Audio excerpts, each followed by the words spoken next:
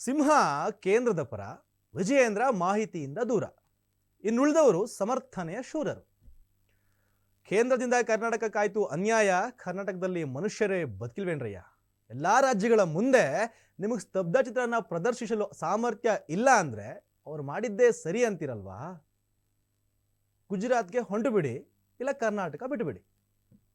ನೀವು ನೋಡ್ತಾ ಇದ್ದೀರಾ ಅಶ್ವವೇಗ ವಿಶೇಷ ಕಾರ್ಯಕ್ರಮ ಸ್ತಬ್ಧ ಚಿತ್ರ. ನಾನು ರೋಹಿತ್.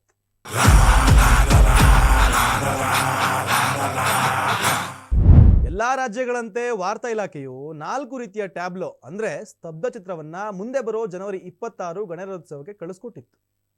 ಆದ್ರೆ ಆ 4 ಕೂಡ ರಿಜೆಕ್ಟ್ ಆಯ್ತು. ಇದಕ್ಕೆ ಕೇಂದ್ರ ಏನ್ ರೀಸನ್ ಕೊಡ್ತು? ಕ್ಷಮಿಸಿ, ಕೇಂದ್ರ ಅಲ್ಲ, ಪ್ರತಾಪ್ ಸಿಂಹ ಹೇಳ್ತಾರಲ್ಲ ಕಮಿಟಿ ಇರತ್ತೆ ಅಂತ. ಆ ಕಮಿಟಿ ಬೇರೆ ರಾಜ್ಯಗಳಿಗೆ ಅವಕಾಶ ಕೊಡೋ ಸಲುವಾಗಿ ಈ ಬಾರಿ ನಿಮಗೆ ಈ ಅವಕಾಶ ಇಲ್ವಂತೆ. ಆಮೇಲೆ ಇದರಲ್ಲಿ ಯಾವ ರಾಜಕೀಯನೂ ಇಲ್ವಂತೆ. ನಾಚಿಕೆ ಆಗಬೇಕು ನಿಮಗಲ್ಲ, ನಿಮ್ಮನ್ನ ಆರಿಸಿದೀವಲ್ವಾ ನಮಗೆ. 28ರಲ್ಲಿ 25 ಸಂಸದರನ್ನ ಕೊಟ್ಟಿದೀವಲ್ವಾ, ನಮಗ್ ನಾಚಿಕೆ ಆಗಬೇಕು. ಬರೀ ದೇಶ ಪ್ರೇಮ ಇದ್ರೆ ಸಾಕಾ? ರಾಜ್ಯ ಹಾಳಾಗಿ ಹೋಗ್ಲಿ. ಪ್ರತಾಪ್ ಸಿಂಹ ಹೇಳ್ತಾರೆ, ಸಿದ್ದರಾಮಯ್ಯನ್ಗೆ ಕೇಂದ್ರದ ಮೇಲೆ ಕೈ ಮಾಡಿ ತೋರಿಸೋದಷ್ಟೇ ಕೆಲಸ ಅಂತ. ಕರ್ನಾಟಕದಲ್ಲಿ ಕನ್ನಡ ಪರ ಧ್ವನಿಗಳಿದ್ದು ಎಷ್ಟೆಲ್ಲ ಜೋರಾಯ್ತು. ಹಾಗಾಗಿ ಸಿಂಹ ಅವ್ರ ಧ್ವನಿ ನಾಡಿನ ಪರ ಇರಲಿಲ್ಲ. ಈಗಾಗಿರೋದು ಕೂಡ ಕರ್ನಾಟಕಕ್ಕೆ ಮೋಸ. ಈಗಲೂ ಕೂಡ ಕೇಂದ್ರದ ಕೆಲಸಕ್ಕೆ ಸಾಥ್ ಕೊಟ್ರೆ ಮತ್ತು ಸಿಂಹ ಅವರೇ ನೀವು ಪಾರಂಪರಿಕ ನಗರದಲ್ಲೇ ಸಂಸದರಾಗಿರೋದಲ್ವಾ, ಅಲ್ಲಿನ ನಾಡ ಭಕ್ತಿ ಸಂಸ್ಕೃತಿ ಬಗ್ಗೆ ಸ್ವಲ್ಪನಾದ್ರೂ ಒಲವಿರ್ಬೇಕಲ್ವಾ?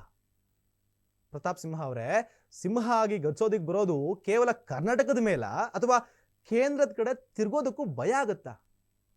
ಆಮೇಲೆ ನೂತನ ಬಿಜೆಪಿ ರಾಜ್ಯಾಧ್ಯಕ್ಷರಾದ BY ವಿಜಯೇಂದ್ರ ಅವರು ಹೇಳ್ತಾರೆ, ಮೆರವಣಿಗೆಗೆ ಅವಕಾಶ ಇಲ್ಲ, ಆದ್ರೆ ಅಲ್ಲಿ ಇಡೋದಿಕ್ಕೆ ಅವಕಾಶ ಇದೆ ಅಂತ. ಅವ್ರ ತರಹನೇ ಆಟಕ್ಕುಂಟು ಲೆಕ್ಕಕ್ಕಿಲ್ಲ ಅನ್ನೋ ತರ. ಈ ಮಾತನ್ನ ಹೇಳೋದಿಕ್ ತಪ್ಪಾಗಬಹುದು. ಇದೇ ರೀತಿ ಬೇರೆ ರಾಜ್ಯಕ್ಕೆ ಕೊಟ್ಟು ನಮ್ಮ ರಾಜ್ಯಕ್ಕೆ ಅವಕಾಶ ಮಾಡ್ಕೊಡ್ಬೋದಿತ್ತಲ್ಲ. ನಾವು ಸ್ವಾರ್ಥಿಗಳು ಸರ್, ನಮ್ಮ ರಾಜ್ಯ ರಾರಾಜಿಸ್ಬೇಕು, ನಮ್ಮ ರಾಜ್ಯವೇ ಮುಖ್ಯ ನಮಗೆ. ಸುಮ್ಮನೆ ಕೇಳೋದಿಲ್ಲ ಸರ್. ಆರ್ಥಿಕತೆಗೆ ಎಲ್ಲ ರಾಜ್ಯಗಳಿಗಿಂತ ಹೆಚ್ಚಾಗಿ ನಮ್ದು ಬಹಳಷ್ಟು ಕೊಡುಗೆ ಇದೆ. ಒಂದು ಕಣ್ಣು ಭಾರತವಾದ್ರೆ ಇನ್ನೊಂದು ಕಣ್ಣು ಕರ್ನಾಟಕ. ಆರ್ಥಿಕತೆ ವಿಚಾರದಲ್ಲಿ ಏಕ್ದಮ್ ಜೈ ಬಿಜೆಪಿ ಅನ್ನೋದೇ ದೇಶ ಪ್ರೇಮನ ಅಥವಾ ನಾಡ ಪ್ರೇಮನ? ನಮ್ಮ ರಾಜ್ಯ, ನಮ್ಮ ಭಾಷೆ, ನಮ್ಮ ಸಂಸ್ಕೃತಿ ಅನ್ನುವ ಅಭಿಮಾನ ಇರಬಾರ್ದ? ಸಿಂಪಲ್ ಆಗಿ ಅರ್ಥ ಮಾಡಿಸೋದಾದ್ರೆ, ಬೆಂಗಳೂರು ಬೆಳಗಾವಿ ಕರ್ನಾಟಕದ್ದೇ. ಇವೆರಡು ಕ್ರಿಕೆಟ್ ಆಡಿದ್ರೆ ನಾವು ಸಪೋರ್ಟ್ ಮಾಡೋದು ಬೆಂಗಳೂರಿಗೇನೆ. ಬಿಕಾಸ್ ನಮಗೆ ಬೆಂಗಳೂರೇ ಫಸ್ಟ್. ಸದ್ಯ ವಾರ್ತಾ ಇಲಾಖೆ ಕಳಿಸ್ಕೊಟ್ಟಿದ್ದ ಬ್ರ್ಯಾಂಡ್ ಬೆಂಗಳೂರು, ನಾಲ್ವಡಿ ಕೃಷ್ಣರಾಜ ಒಡೆಯರು, ಬೆಂಗಳೂರು ಟರ್ಮಿನಲ್ 2 ಏರ್ಪೋರ್ಟ್ ಹಾಗೂ ಸೇರಿದಂತೆ ಬೆಂಗಳೂರು ಅಣ್ಣಮ್ಮದೇವಿ, ಒಟ್ಟು 4 ಸ್ತಬ್ಧ ಚಿತ್ರವನ್ನ ಕಳಿಸ್ಕೊಡ್ಲಾಗಿತ್ತು. ಅವುಗಳು ಯಾವೂ ಕೂಡ ಬೇಡ ಅಂತ ಕಳಿಸ್ಕೊಟ್ಟಿದ್ದಾರೆ. ಅವ್ರ ಬಗ್ಗೆ ಸ್ವಲ್ಪನಾದ್ರೂ ಗೌರವ ಇದ್ದಿದ್ರೆ ಇಷ್ಟು ಈಸಿಯಾಗಿ ಬಿಜೆಪಿ ಸಂಸದರು ಹೇಳ್ತಿರ್ಲಿಲ್ಲ ಮತ್ತು ಸಮಜಾಯಿಷಿ ಕೊಡ್ತಿರ್ಲಿಲ್ಲ. ಕಳಿಸ್ಕೊಟ್ಟಿದ್ದ ಸ್ತಬ್ಧ ಚಿತ್ರಗಳಲ್ಲಿ ನಾಲ್ವಡಿ ಅವರದ್ದು ಒಂದು. ನೀವಿವಾಗ ಓಟು ಅಧಿಕಾರಕ್ಕಾಗಿ ಜನರ ಹಿತಾಸಕ್ತಿಗಳನ್ನ ಕಾಯ್ದೆ ಕಿತ್ತಾಡ್ತಿರಲ್ಲ, ಆ ರೀತಿ ಅವರಲ್ಲ. ಆ ಕಾಲಕ್ಕೇನೆ ಪ್ರಜಾಪ್ರಭುತ್ವ ಅಂದ್ರೇನು, ಒಂದು ಸುಭದ್ರ ರಾಜ್ಯ ಹೇಗಿರ್ಬೇಕು ಅನ್ನೋದನ್ನ ಹೇಳೋಗಿದ್ದಾರೆ. ಅಂತ ವಿಚಾರಗಳನ್ನ ನಮ್ಮ ದೇಶಕ್ಕೆ ಸಾರೋದು ಬೇಡವಾ? ಮಾಡಿ ಫೈಟ್ನ, ಹಾಕಿ ಪ್ರೆಷರ್ನ. ರಾಜ್ಯಕ್ಕಾಗಲ್ವಾ? ಕಳೆದ ಬಾರಿಯೂ ಸಿಗದಿದ್ದಾಗ ನಾವೇ ಹೋರಾಡಿ ಅವಕಾಶ ಕೊಡಿಸಿದ್ದೀವಿ ಅಂದ್ರಲ್ಲ. ಈ ಬಾರಿ ಕಾಂಗ್ರೆಸ್ ಅಧಿಕಾರದಲ್ಲಿದೆ, ಅವ್ರಿಗೆ ಟ್ಯಾಬ್ಲೋಗೆ ಅವಕಾಶ ಮಾಡಿಸ್ಕೊಡೋದಿಕ್ ಆಗ್ಲಿಲ್ಲ, ನಾವಿದ್ದಿದ್ರೆ ಹೀಗಾಗೋದಿಕ್ ಬಿಡ್ತಿರ್ಲಿಲ್ಲ ಅಂತನ? ಮಾಡಿ, ಹಾಗೆ ಮಾಡಿ. ಕೇಂದ್ರದ ಪರವೇ ನಿಂತ್ರೆ ಕರ್ನಾಟಕದ ಪರ ಯಾರು ಸ್ವಾಮಿ? GSTಯಲ್ಲಿ ಕರ್ನಾಟಕ 2ನೇ ಸ್ಥಾನ ಪಡ್ಕೊಂಡಿದೆ, 25 ಸಂಸದರನ್ನ ಕೊಟ್ಟಿದೆ. ಫಾರಿನ್ ಇನ್ವೆಸ್ಟ್ಮೆಂಟ್ಗಳಲ್ಲಿ ಎಲ್ಲಾ ರಾಜ್ಯಗಳಿಗಿಂತ ಕರ್ನಾಟಕ ಮುಂದಿದೆ.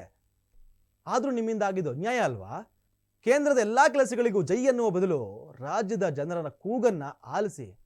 ಯಾಕೆ ಸ್ವಾಮಿ, ನೀವು ಇಲ್ಲಿಯವರಲ್ವಾ? ನಿಮ್ಮನ್ನ ಆರಿಸಿದ್ದು ಇಲ್ಲಿಯವರಲ್ವಾ? ಕೇಂದ್ರದ ಎಲ್ಲಾ ಕೆಲಸಗಳಿಗೂ ಜೈ ಅನ್ನುವ ಬದಲು ರಾಜ್ಯದ ಜನರ ಕೂಗನ್ನ ಒಮ್ಮೆ ಆಲಿಸಿ. ಸ್ವಾಮಿ, ನಿಮ್ಮನ್ನ ಇಲ್ಲಿಂದ ಆರಿಸಿರೋದು, ನೀವು ಇಲ್ಲಿಯ ಪರವಾಗಿರಬೇಕು. ಕೇಂದ್ರಕ್ಕೆ ಜೈ ಅಂದ್ರೆ ಇಲ್ಲಿನ ಜನರು ನಾಳೆ ಚುನಾವಣೆಯಲ್ಲಿ ನಿಮ್ಮನ್ನು ನೋಡ್ಕೋತಾರೆ.